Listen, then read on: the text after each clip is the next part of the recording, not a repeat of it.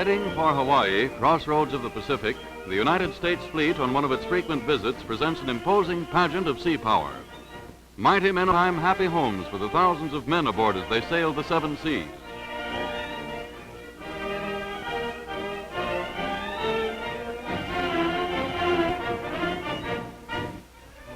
Hey, what's the idea? No, that's not a flood. It's just the Pacific coming aboard. As guardians of our country, our Navy must be prepared for any emergency. And while en route, war games at sea test officers and men, keeping them fit to fight. No man's blood fails to tingle as he hears, "Coming on the radio."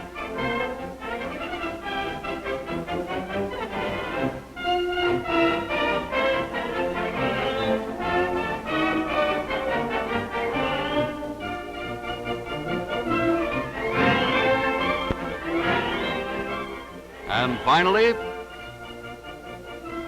commence firing.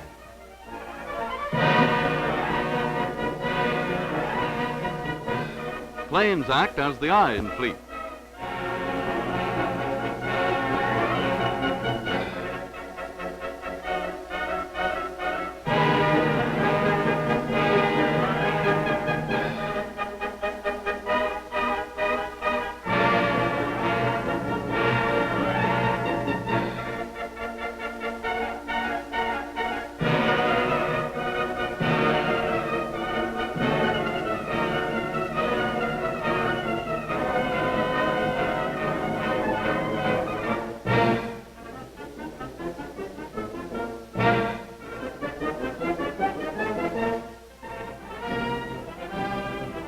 With the signal "cease firing," maneuvers end and the squadrons reform for their cruise to Honolulu, where shore leave awaits. For the Navy knows that all work and no play make Jack a dull boy.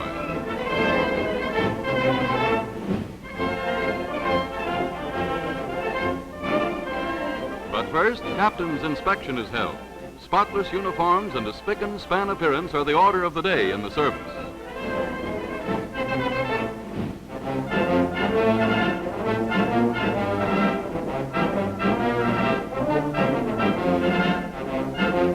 Hats off to see who needs a haircut.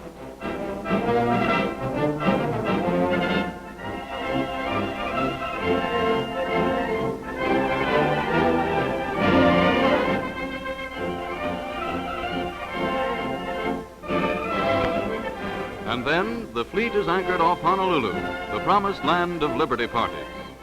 Soon the glad cry of "all ashore that's going ashore" echoes throughout the ship.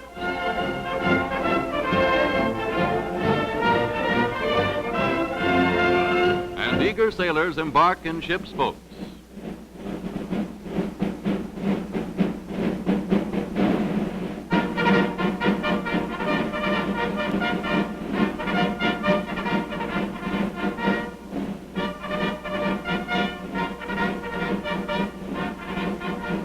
Ashore, the traditional welcome, the Hawaiian leis that greet every visitor.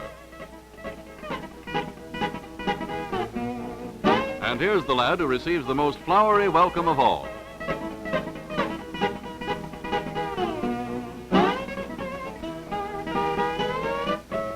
Oh, for the life of a sailor.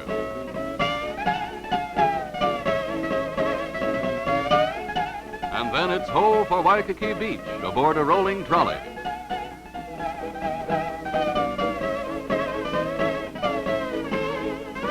The Blue Jackets just can't wait to enjoy the world-famous beach.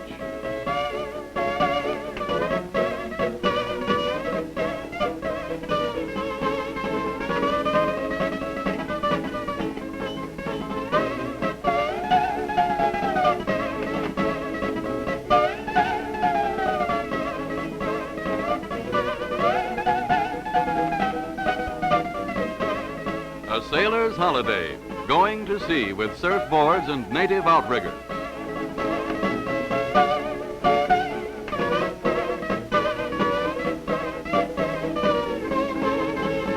It's quite a trick to manage an outrigger, and returning is the thrill of a lifetime.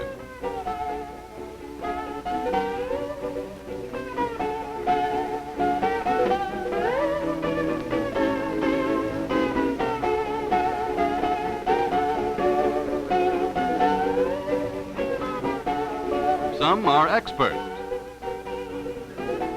But as a rule, it's man overboard on the shoreward trip.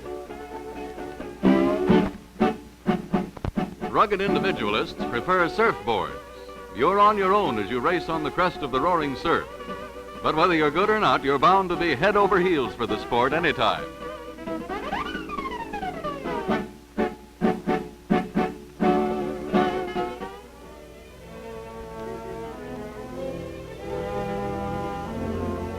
Next, we visit New Wanipali, where the breezes blow so hard and so steadily that even the sea legs of a sailor can't make headway against the island's strongest trade winds. Air currents roaring through Pali Gap.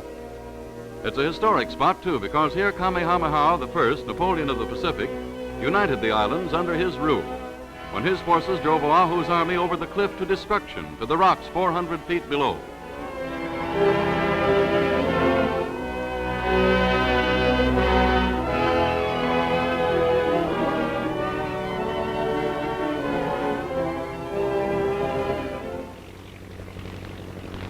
While liberty parties are ashore, officers and men on duty keep an eye on things, such as this air patrol.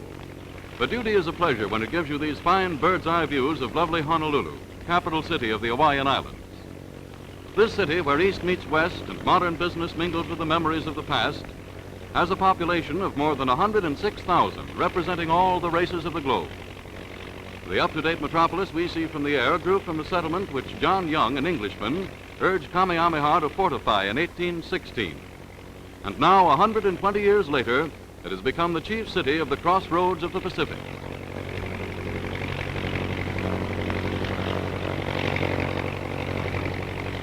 Nearby is world-famous Waikiki Beach, Hawaii's greatest resort, where magnificent hotels are headquarters for the social life of the city. Right at their doors rolls the eternal surf of the Pacific. Due to the contour of Waikiki's ocean floor, the waves surge for great distances without losing their shape, making them ideal for the sport of surf riding.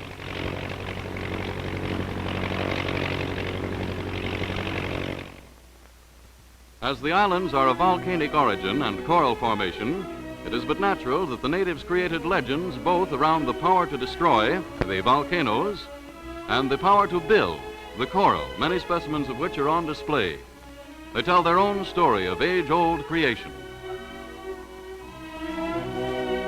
And if you want coconuts, all you have to do is climb a tree. Or if you're too lazy, get somebody else to go along.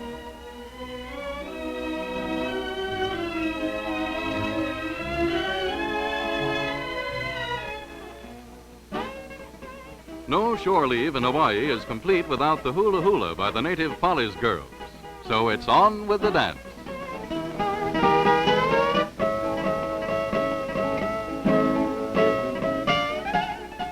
Great shakes for many a young sailor.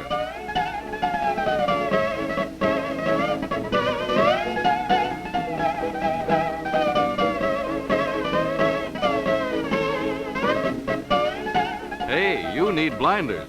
Thanks, buddy. What he can't see won't hurt us.